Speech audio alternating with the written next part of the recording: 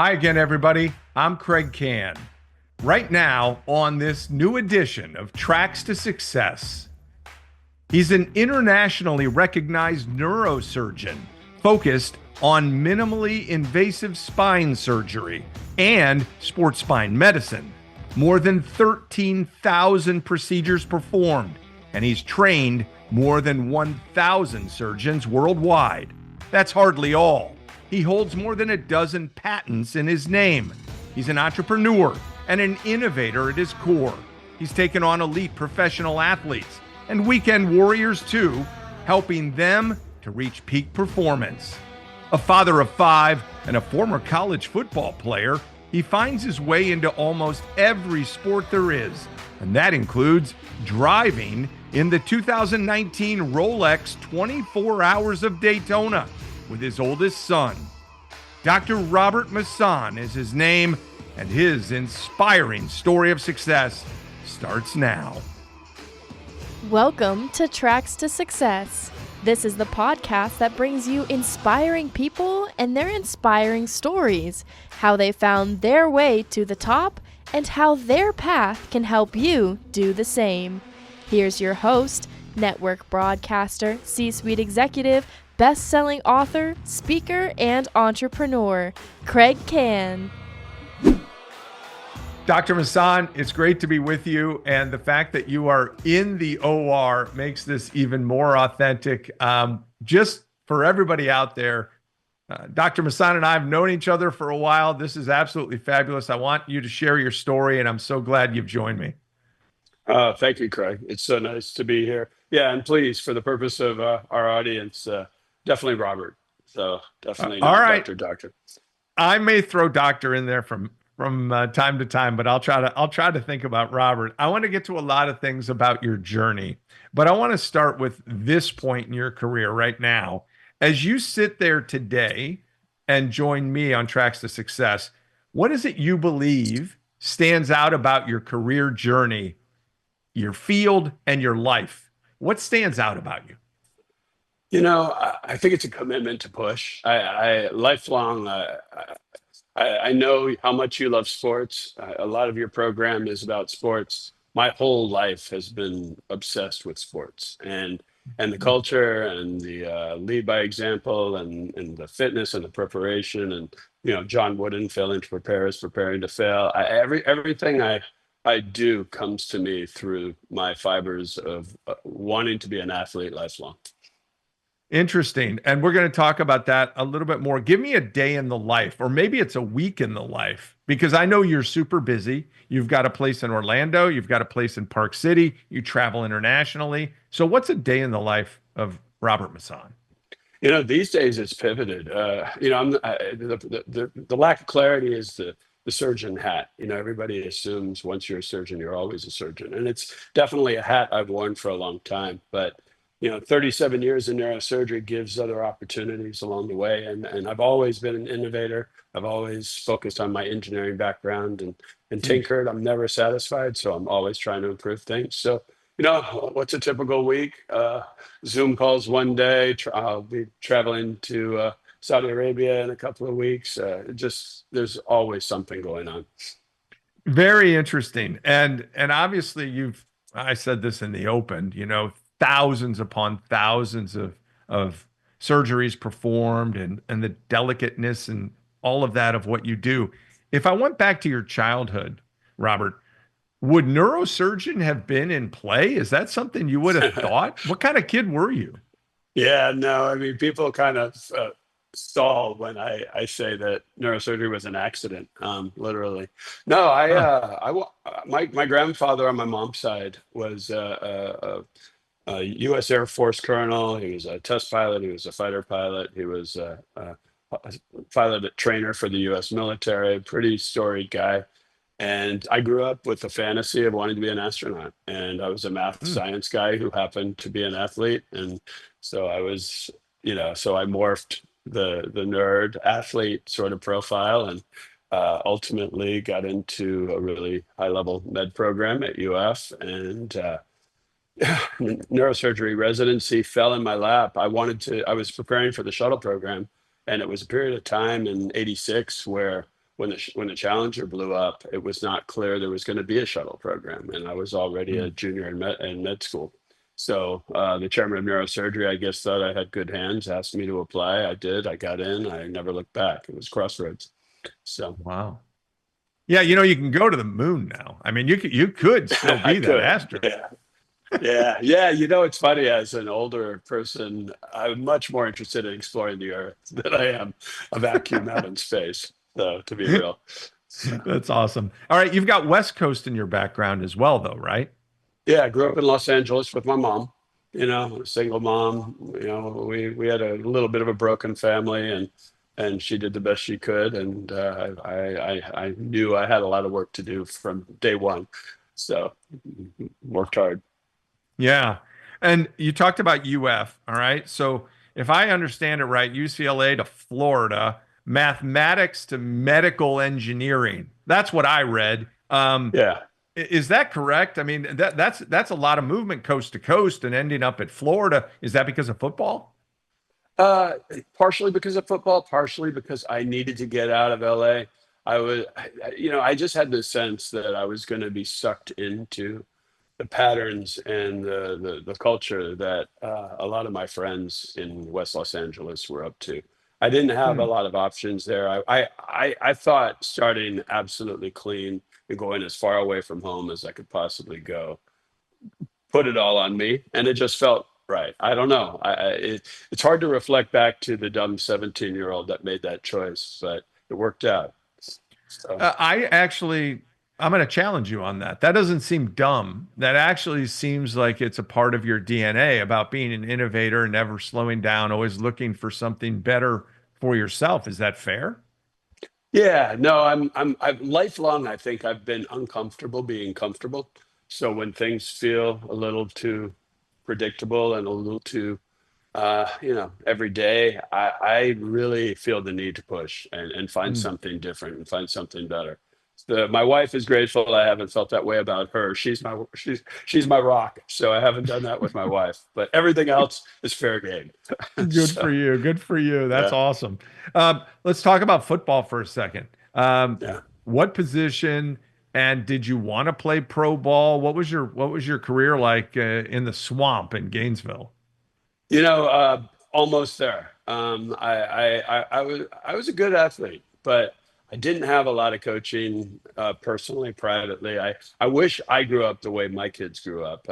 I know your kids and their sports culture they grew up with. They had so many mentors in sports and leaders in sports, and I didn't have that. So I was 100% a tryhard, and I played with every ounce of energy I had, but I wasn't refined. And it turned out Florida was, from a sports perspective, I think a poor choice for me because I was a West Coast offense guy in Mhm. 1981.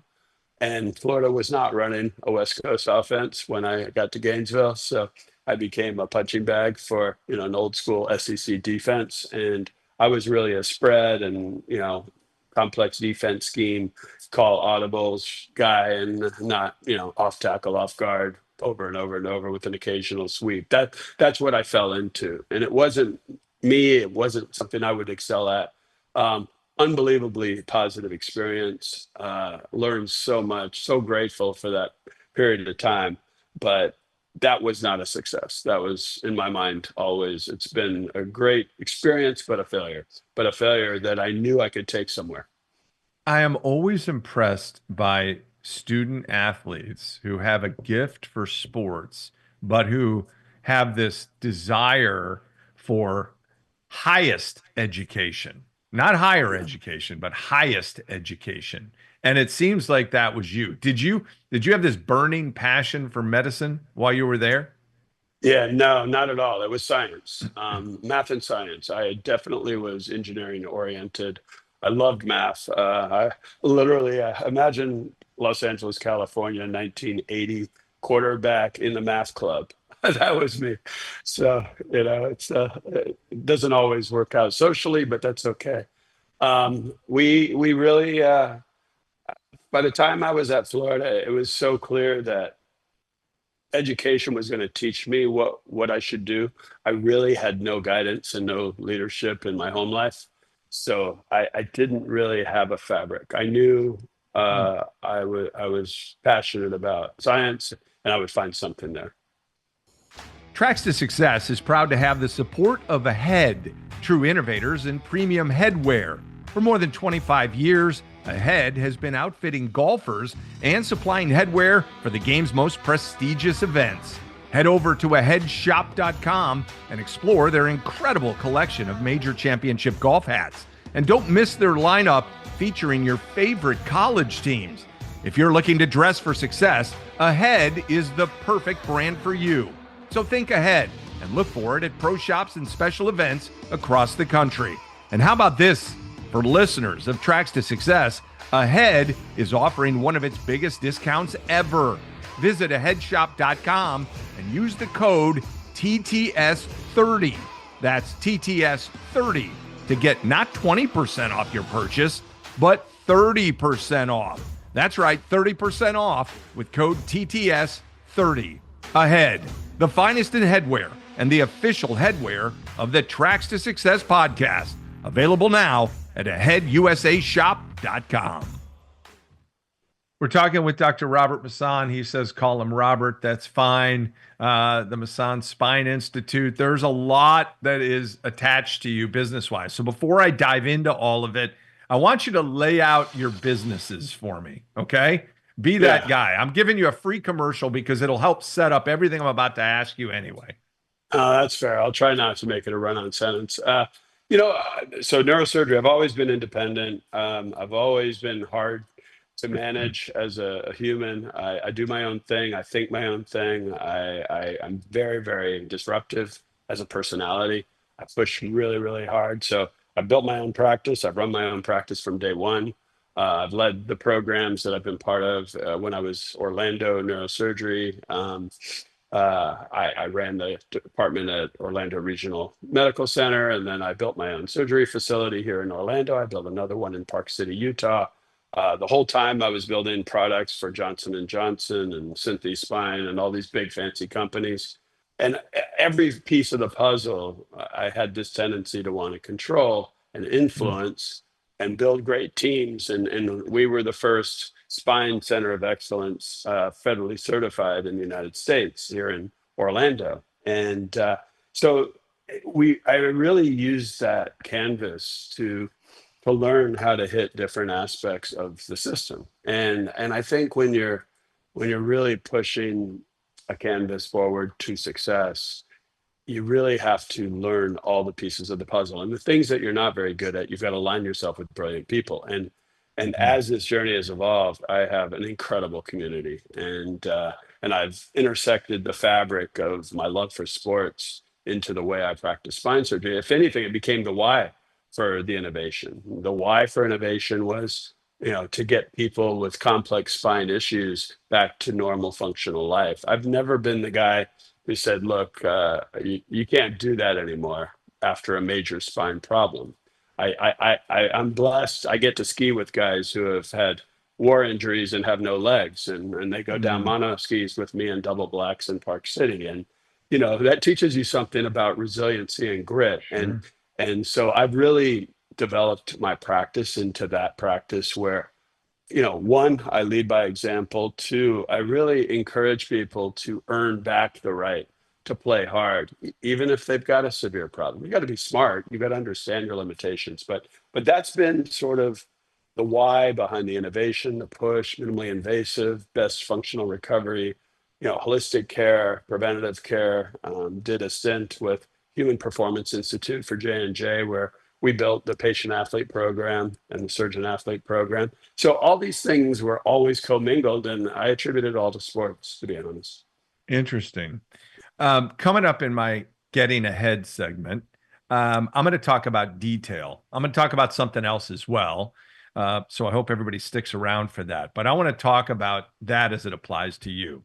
Surgery of the spine, okay? Right. And incredible detail in everything that you do. You just say neurosurgeon, and that's where your head goes. And my son is a neurosurgery PA, so he's got incredible detail. Dealing with nerves and tissues as it relates to achieving success, having a focus on detail. Can you talk about that and why it's so important in life? And obviously, it's what you practice. Yeah, the detail piece of the equation borders on obsessive compulsive, I think. But I think most people who do this well at the highest level really have to be incredible. There are so many moving parts. Sitting in this OR, I'm staring at 20 major equipment pieces, and that doesn't include, the thousands of instruments in every surgery every time. Mm. And this led to my eventual current role, which is I founded a software company, a surgery Mhm. intelligence company, and we're Yeah. we're in three continents right now. But the whole fundamental um, quality that we have in everything that I've done through neurosurgery is the meticulous attention to detail, to your point. And Yeah. where other people will look at things macro, I'm so deep into a tiny little hole because I've literally focused on developing minimally invasive spine surgery, which means small approaches, extreme precision, exceptional accuracy, x-ray guided, microsurgical from day one, Mm. 37 years now. It's a different world when you have to cone in to something about that big, and then cone back out and manage everybody and everything around it. And I tend to be that control freak that wants to have at least an influence on everything in my universe. Because if you were my patient, Craig, I'd look at you in the eye and you would know everybody in my circle was going to be there for you. And Yeah. and if and if not, I would make them jump a little higher. So Wow. so that's sort of Yeah. been my tendency. So I find it interesting that your work as a surgeon, you just led me into this. It's expanded so much. Okay. You talked about you're never really comfortable and you love the idea of being uncomfortable and where that takes you. You have a degree from MIT in artificial intelligence, blockchain technology, business innovation, always looking for tools to add to your toolbox. Now, that's one of the things that I talk about in all my workshops. We got to figure out our superpower. We got to know what that is. That's what carries us through life, helps us move to the next level. You got to figure that out first. But beyond that, you got to continue to grow, continue to add, because someday something may go wrong and you've got to pivot and you got to have Yeah. something else because that superpower can only carry you sometimes so far. So, why all this? I'm adding. Where'd that You come know, from? you have to be willing. This aspect of my journey in neurosurgery applies to every career, every profession, every entrepreneurial action. You've got to keep learning. A lifelong learning is probably my greatest gift. If Mm, I had to say what my superpower is, I learn every day of my life something, and I crave it. I need it. Again, it's that never satisfied. I have this massive thirst for learning. And, I know so many people, even surgeons, high level mhm. surgeons, that you'd be shocked to hear that I'm going to say this in reference to them if I said so, who have their piece of paper when they finish training. And they've kind of done what they've done brilliantly for the last 20 years, but they don't have that, well, now I need to go learn more sense. There's a Mhm. Mhm. difference between that culture. And I think when you surround yourself in that ability to just constantly challenge yourself and push yourself and test your boundaries and bring in new information, your opportunities open up from places you would never see them coming from. And I think Mm. that's how you create an exponential success pathway versus a very linear one. I've got the Yeah. linear one and I can see where that is and I can see where it was. Yeah. But then all this other stuff is honestly what gives it color and what really excites me. And I'm proud of when I talk to my kids about it. Everybody's trying to set themselves apart. In everything you've shared so far, you're always trying to find another way to do just that. For me, that's what I call the sticky factor, becoming memorable, known for something. I have no interest in being known, but I do have an Right, interest in being knowable. And I think there's a big difference. Okay. right. What are you known for? So let's talk about the sticky factor. You founded the Masson Spine Institute. All right. Um, and what sets that practice apart? Because there are others that do neurosurgery and spine and all of that. What's the sticky factor there? And then about yourself, what would you say is your sticky factor that makes people come from everywhere to see you? I think the first thing about the practice that and the culture that we've developed is the corollary between extreme functional performance and the need for surgery.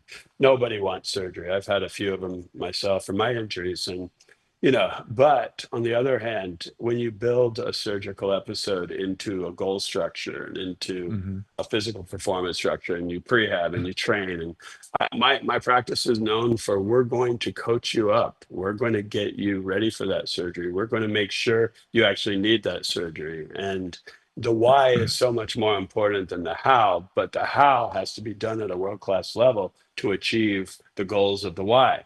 And it's Yeah, that endless circle. And makes so, sense.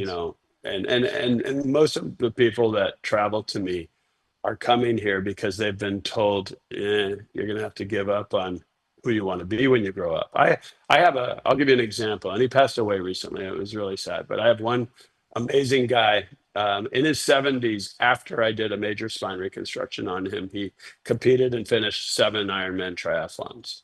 And Whoa. he was 84 and died about 3 months ago. And really incredible human. And I have so much respect for Mr. Tony. And but he did this long after he was told he would never do it again by so many people. But he came to me. We did a minimally invasive spine reconstruction on him. He bounced back better than most 25-year-olds. And next thing you know, he was off on his 2610 2.4 swim and did it 7 times to prove that it Mm, wasn't a joke. I mean, unbelievable stories like that. And I think yes. I'm blessed because I have this practice where I have so many stories of resiliency and redemption in so many amazing people.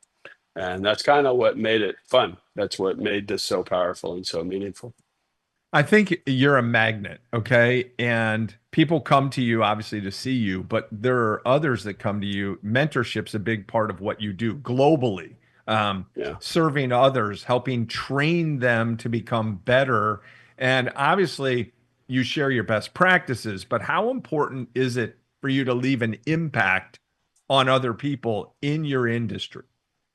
Honestly, it's the core value of why I did my tech company. And you probably don't want me to distract and go there, but capturing expertise and projecting it forward is how the world evolves. And we've been living in a 2D world. And so when I say 2D education, that's me going out there to London. I've trained scores of surgeons in London and a whole bunch in the US and Africa and all over the place. And that's been the old fashioned way of spreading knowledge. And you write chapters in books and you write papers, and it's off on a shelf somewhere, and nobody ever looks at it again. Well, we're entering this new era where we're going to capture expertise, we're going to capture nuance. And I'm not a fan of AI, autonomous AI, where it's going to control the world and do surgery. I don't believe in any of that. On the other hand, I think it's the most amazing tool in the history of humanity.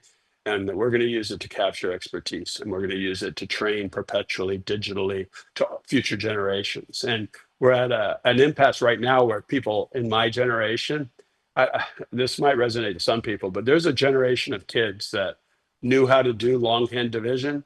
And then kind of every kid after that really used a calculator. I mean, they could struggle through it, but they weren't very facile at it. Right, right. Surgery's like that. My generation right now is the group of surgeons that we learned the why of every detail and how we did it, how we set things up, how we organized it, the sequences, all the subtle little tricks. The future generation, they integrate technology and robots and nav systems and all these three-dimensional visual spatial assist tools. They don't need to know the why. And so they don't get that nuance, but we're going to capture the why out of this generation of surgeons with agentic AI and with surgery intelligence modules with our new company. But to go back to your question, the ability to train surgeons worldwide is what fueled the thirst for learning. It perpetuated it, because the reason I got to Mm, grow is because I got to see so many other people with so many other ideas and absorb them all from all these people. I didn't just go into a hole and hide and come up with all these brilliant things. No, I talked to so many people constantly and challenged them, and they would challenge me. And that process of refining your diamond inside is so necessary to become a true industry-based subject matter expertise, regardless of what your industry is. So. In addition to hosting this podcast, Kraig leads the Kann Advisory Group, focused on elevating communication for companies and individuals. Company consulting, team and individual workshops, mind-altering virtual programs. To learn more and to find out why the Elevate workshop has been labeled the most powerful experience in leadership communication, visit cannadvisory.com. And when you do connect, mention the Tracks to Success podcast to receive your special discount. Now, back to the interview. We're talking with Robert Masson, Dr. Robert Masson. I told you I'd go there a time or two. Yes, sir. Fascinating conversation. And we left off in talking about mentorship for you. And, me personally, for years, 25 of them, it's focused on television and being on stage and in front of people. And it's so, I don't want to say ego driven, but it's about you, right? How can I be better? And how can I be this person? And then the pivots that I've had, and I find so much more satisfaction from being able to share with others and give back or teach or coach or be a leader of some sort, as I was able to do in my career with the LPGA. And I think that's where this conversation is taking me with you about all that you're giving back. And it really is something special. One thing that I do think is interesting about you is that you really are this individual that's driven beyond words, okay? And I'm talking about outside of your practice. You are always on the go. I mean, I follow you on social media. You're in the gym, physical training to the nth degree, hiking, biking, skiing. I'm forgetting things I know, and I'm going to get to the Rolex Daytona thing here in a minute. So don't go there on me just yet. Where did this physical drive come from for you? How do you even have time for this? It's a great question. And sometimes I'm not sure I can really honestly answer it. But the reality is, growing up, there were so many things I wanted to do, and I didn't really have the means to do any of them. But I was damn clear I was going to be ready to do anything that came my way. And so I kind of grew up with this preparation obsession where if I was ready, if I was skilled, if I was pre-trained and someone said, "Hey, you want to go do this?" Hell yeah. And I grew up with this hell yeah, say yes attitude. And, so yeah, I fly and I scuba dive. Right. Aviation. I hell yeah. That's been my credo lifelong. But I'm willing to do the work. And I don't want to be that doctor. Thankfully I learned how to fly before I became a doctor. So when people say, "Oh, doctors kill themselves in airplanes," yeah, but I was flying first. So it hasn't applied to me yet. So 34 years later. So when you go Orlando to Park City, you're flying yourself. Nah, that's too far. And as the surgeon hat, you don't make enough money to fly the fancy jets that go super fast. So I used the Florida Bahamas was my playground relative, and that's how I could go dive and explore the beautiful Southeast United States in my focus time in Orlando. Well, speaking of going fast, you led me right to it. Let's talk about this. The Rolex 24 Hours of Daytona. All right. Number one, that speedway is a monster. Driving all night long, that sounds like a family vacation across country where you didn't want to pay the money for the hotel. Okay, how in the world did you get into auto racing? And you got to do it with your son, who I also have had the pleasure to know in our time together as friends. Yeah, it was a combination of a personal trial that I had been through. I had a severe herniated disc in my neck in 2012. 2013, I needed urgent surgery. I had it. And so, I had to bounce back from it. I had to lead by example. I had to prove all my theories to my community that, resiliency is a thing I had to live up to. And so, and then two, Kyle came in, and 16th birthday, he admitted to his mom and I that he hated baseball, that I had ruined it for him. How could I Oh, ruin baseball for him? And you know that side of the journey too. And, yes. but he always wanted to go kart and race cars, and his mom and I were mean and we wouldn't let him. Well, for his 16th birthday, I got him a Skip Barber racing school. A dad gave me the umbrella to hold over him because it gets hot in the cars. And I marched up to the race director and said, sign me up. I'm going to race with all these young go-kart champions. And, 6 years later, Kyle and I were in two Rolex 24s together in prototypes. So it was really that simple.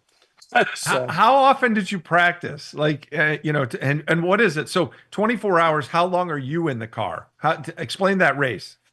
well, it's a 24-hour race. We had four people in our team Yep. rotating. It Yep. was basically an hour and a half to 2 hour stints in the car, which is about three or four pit stops for tires and fuel and stuff.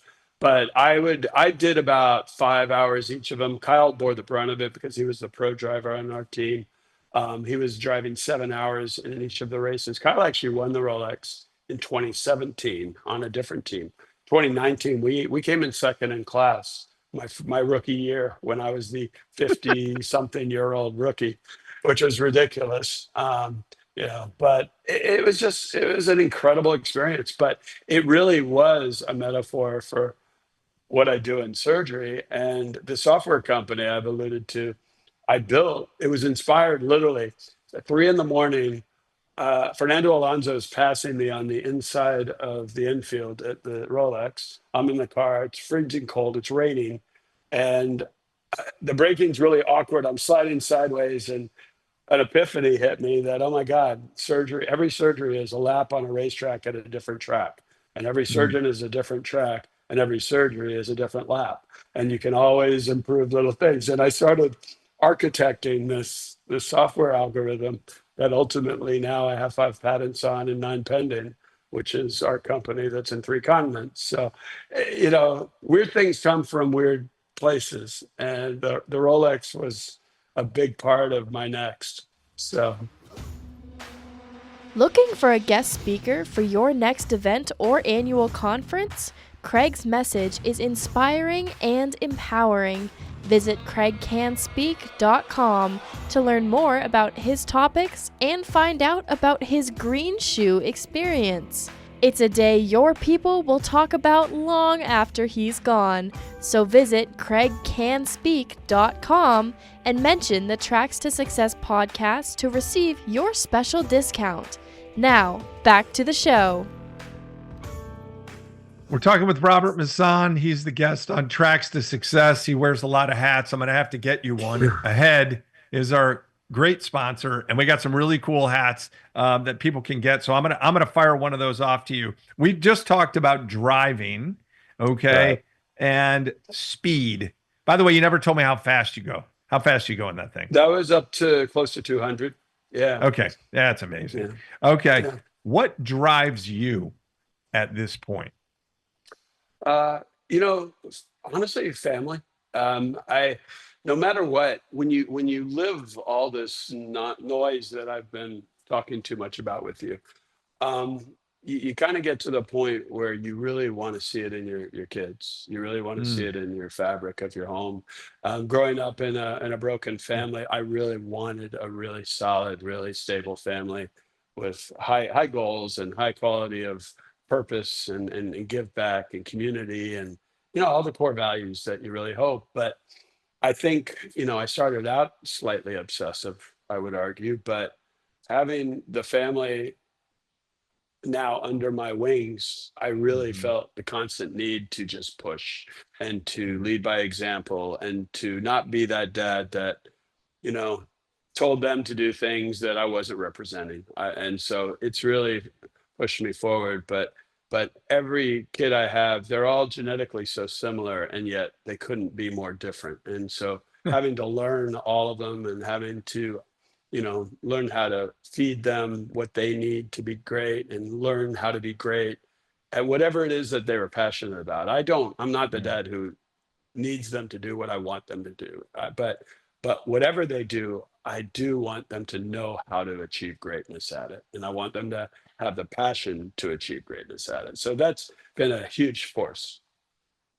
I know that you do a lot of speaking. You're at conferences and you're requested. And so let's talk about speaking and keynotes for a second. I've got my message. I want to know what your message is to people on the macro. And if you want to go micro on me, you can, because that's kind of your world. But Yeah. what do you share? What is your overall message to professionals and how it can help people watching this or listening? My fallback is always something I already said: remember the why. And particularly in healthcare, I think Hmm. it's so easy to get granularly lost in technology or in the mundane routine. And let me Hmm. give you an example: the word patient. I personally, as a human, don't like calling humans patients. It dehumanizes them. I Hmm. like it to feel like an intimate relationship with a vulnerable human. And so the why is another fuel. Maybe it's all about fuel. You asked me a few questions ago. Fuel is part of it. I find fuel all over the place, and it's endless inspiration. If you're having a bad day, if you're feeling lazy, if you feel like the world is picking on you, nah, there are bigger things out there. There's value and reason to push and to inspire. Good enough is just not good enough. And I humbly, I'll say, neurosurgery has reaffirmed that being good enough is not good enough. You got to keep going, because Yeah. bad things happen, and you've got to do the best you can for people.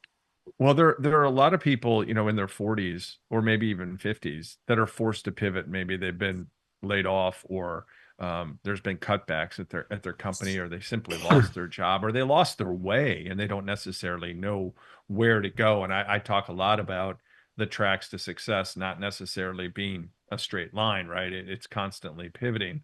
Um, so the other thing is, you just talked about your kids, and I think it's important, especially with what you've achieved, to be able to have that message that resonates not just for adults but for young people as well. Now, truth be told, to everybody out there, um, you and I coached baseball together at a time, Right. and all-star baseball, and some pretty high-level kids at that age. So you heard a lot of my messages to kids, because your kid was a real star on that team. What's your message to young people who maybe do come from a broken home, maybe are trying to find their way, and really do want that success? It's a couple of things. One, find ways to believe in yourself. Don't be scared to fail, and Mm, find mentors. Find father figures. Find strong mm, leader voice that is always there at your ear. The one thing I did really well is I was blessed to always seek out. I used to go watch John Wooden's Poly Pavilion basketball practice when I was in middle school, and I would mm. sneak in and I would sit up in the bleachers and I would watch this infamous '70s UCLA basketball team play basketball, and it just I always extracted influence and wisdom and guidance. And even there's some orthopods that I've you know made my mentors. I'm a neurosurgeon. Why do I need an orthopedic mentor? But Jim Andrews and Dick Stedman, Mm. icons in sports orthopedics, Yeah. they did something that nobody in neurosurgery or spine surgery had ever done. They built a culture around human performance and recovery. And it wasn't just about the fancy surgery. And that's what I've tried to do in spine surgery, is build sports spine surgery. And but it came because of finding mentors, and maybe they Yeah. weren't my real mentor, maybe they didn't know they were my mentor, but I was borrowing from them and I was Yeah. listening. And Yeah. so back to the kids, I tell them, look, find a way to learn, find a way to be inspired, find your why, because it's out there and it's a Yeah. very complex world, and nobody's going to give you anything. You've really got to Yeah. figure out a way to navigate yourself. at the end of Yeah, the day. you nailed that one. Last question, Robert. It's about legacy. And to me, there's achievement and then there's impact. Two very different things. We can achieve a lot of things, but what was our impact ultimately? What do you want that legacy to be? You've done so much for so many. The legacy thing, I'd have to actually reflect the answer, and I don't reflect much. I'm always forward seeking. I do have a pretty morbid, a lot of normal people, non-neurosurgeon people would think it's pretty morbid.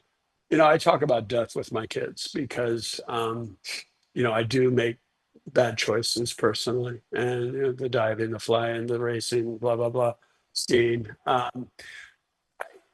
really passionately believe that the data we leave behind us is our legacy. And Mm, and it speaks back to community, it speaks back to communication. Speak to your kids, speak passionately, speak intimately, the people you love, the people you care about, people you're accountable to. I genuinely believe that legacy slash immortality will play forward in the messages that you left behind.